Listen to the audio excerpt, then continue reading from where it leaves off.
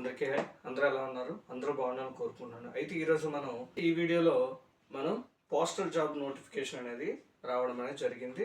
అయితే ఈ వీడియోలో క్లియర్గా ఈ పోస్టల్ జాబ్ సంబంధించినటువంటి వివరాలను క్లియర్గా తెలుసుకుందాం. దీనికి కావాల్సినటువంటి అర్హతలు ఏంటి, ఏ డాక్యుమెంట్స్ అనేవి కావాలి, ఏజ్ అనేది ఎంత ఉండాలి, దీనికి ఫీజు అనేది ఎంత ఉంటుంది, ఎగ్జామ్ ఏమైనా ఉంటుందా అనేటువంటి ప్రతి విషయాన్ని కూడా ఈ వీడియోలో క్లియర్గా తెలుసుకుందాం.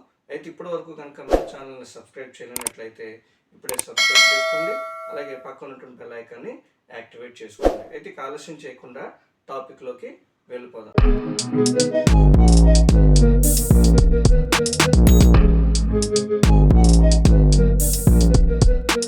అయితే ఈ ఇండియన్ పోస్టల్ ఏదైతే ఉందో ఈ ఇండియన్ పోస్టల్ వారు మనకి దేశం మొత్తంగా 21,413 పోస్టులు అనేది రిలీజ్ చేయడం అనేది జరిగింది. అయితే ఈ పోస్టుల్లో ఉద్యోగానికి గాను కేవలం 10th క్లాస్ పాస్ అయినట్లయితే దానికి మీరు అప్లై అనేది చేసుకోవచ్చు. అలాగే దీనికి కావాల్సిన వయసు ఎంత ఉండాలి అనుకున్నట్లయితే 18 సంవత్సరాల నుండి 40 సంవత్సరాల మధ్యలో ఉన్నటువంటి ఎవరైనా కూడా ఈ పోస్టల్ జాబ్స్కి అప్లై అనేది చేసుకోవచ్చు. అయితే వీళ్ళకి కంప్యూటర్ పరిజ్ఞానం కొద్దిగా తెలిసి సైకిల్ తొక్కడం అనేది వచ్చినట్లయితే ఈ పోస్టల్ జాబ్స్కి మీరు అప్లై అనేది చేసుకోవచ్చు. అలాగే ఎస్సీ ఎస్టీ స్టూడెంట్స్కి అయినట్లయితే వాళ్ళకి 5 ఏళ్ళు మినహాయింపు అనేది ఉంటుంది. అలాగే బీసీ వాళ్ళకి అయినట్లయితే 3 ఏళ్ళు మినహాయించి ఉంటుంది. అలాగే ఇన్ కేసు హ్యాండిక్యాప్డ్ స్టూడెంట్స్ అయినట్లయితే వాళ్ళకి 10 ఇయర్స్ వయసులో సడలింపు అనేది ఇవ్వడం అనేది జరుగుతుంది. అయితే ఈ జాబ్ సెలెక్ట్ అయినట్లయితే వీటి తాలూకా జీతాలు ఎలా ఉంటాయి, శాలరీస్ అనేవి ఎలా ఉన్నట్లయితే ఇక్కడ మనకి 2 పోస్టులు అనేవి ఉంటాయి. ఒకటి బీపీఎం. ఓకే, బీపీఎం పోస్ట్కి గాను 12,000 నుంచి 29,380 రూపాయలు అనేది శాలరీ అనేది ఉంటుంది. అలాగే బీపీఎం కాకుండా డాక్ సేవక్ పోస్టులు ఎవరైతే ఉన్నారో ఈ డాక్ సేవక్ పోస్ట్ చేస్తున్న వాళ్ళకి అయినట్లయితే 10,000 నుంచి 24,470 రూపాయల వరకు వాళ్ళ శాలరీస్ అనేవి ఉండే అవకాశం అనేది ఉంటుంది. అయితే ఈ జాబ్స్కి ఎలా సెలెక్ట్ చేస్తారనుకున్నట్లయితే 10th క్లాసు మార్క్స్ అనేవి ఎవరికైతే ఎక్కువ వచ్చాయో వాళ్ళని మెరిట్ బేస్ చేసుకుని, రిజర్వేషన్ బేస్ చేసుకుని వీళ్ళకి సెలెక్షన్ అనేది ఉంటుంది. దీనికి ఎలాంటి ఎగ్జామ్ అనేది కండక్ట్ అనేది చేయరు. కాబట్టి ఎవరైతే 10th క్లాస్ పాస్ అయ్యి మంచి మార్కులతో పాస్ అయి ఉన్నారో వాళ్ళు ఈ జాబ్స్కి అప్లై చేయండి.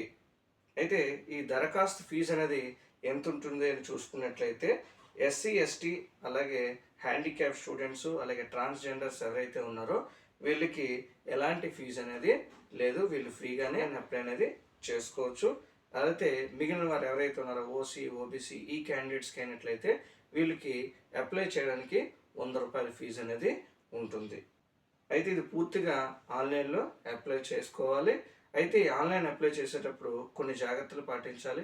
అవి ఏమనుకున్నట్లయితే మీరు అప్లై చేసేటప్పుడు కేవలం ఒక సర్కిల్కి మాత్రమే మీరు అప్లై అనేది చేసుకోవాలి. మిగిలిన ఎక్కువ సర్కిల్స్కి ఒకటి కంటే ఎక్కువ సర్కిల్స్ని మీరు అప్లై చేసినట్లయితే రిజెక్ట్ అయ్యేటువంటి ఛాన్సెస్ అనేవి ఉంటాయి. అలాగే ఆన్లైన్ అప్లికేషన్ ఫిల్ చేసేటప్పుడు జాగ్రత్తలు అనేవి కొన్ని పాటించండి. ఎలాంటి మిస్టేక్స్ లేకుండా అప్లై చేసుకోండి. అలాగే ఆన్లైన్ దరఖాస్తు అనేది ఎప్పటి నుంచి మొదలైంది అనుకున్నట్లయితే ఈ ఫిబ్రవరి 10వ తేదీ నుంచి ఆన్లైన్ అప్లై అనేది మొదలైంది. అదేవిధంగా మరి ఆన్లైన్ చివరి తేదీ ఎంతవరకు ఉంటుందని చూసుకున్నట్లయితే మార్చి 3వ తేదీ వరకు ఆన్లైన్ అప్లికేషన్ అనేది పెట్టుకునేటువంటి ఛాన్సెస్ అనేవి ఉన్నాయి. అయితే ఒకవేళ ఇన్ కేసు మీరు అప్లై చేసేటప్పుడు ఏమైనా మిస్టేక్స్ ఉన్నట్లయితే వాటిని కరెక్షన్ చేసుకోవడం కోసం మార్చి 6వ తేదీ నుంచి మార్చి 8వ తేదీ వరకు మీరు ఏమైనా మిస్టేక్స్ ఉంటే వాటిని కరెక్షన్ అనేది చేసుకోవడానికి అవకాశం అనేది ఉంటుంది.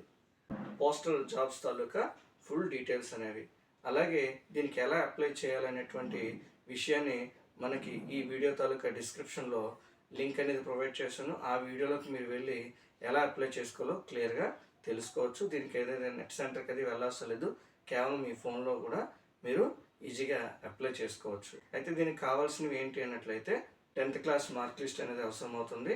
అలాగే మీ ఫోటో అలాగే మీ సిగ్నేచరు ఉంటే సరిపోతుంది. దీనికి మీరు ఈజీగా అప్లై చేసుకోవచ్చు. ఈ వీడియో కనుక మీకు నచ్చినట్లయితే తప్పకుండా లైక్ చేయండి. అలాగే ఈ ఇన్ఫర్మేషన్ మిగిలిన వాళ్ళకి కూడా షేర్ చేయండి.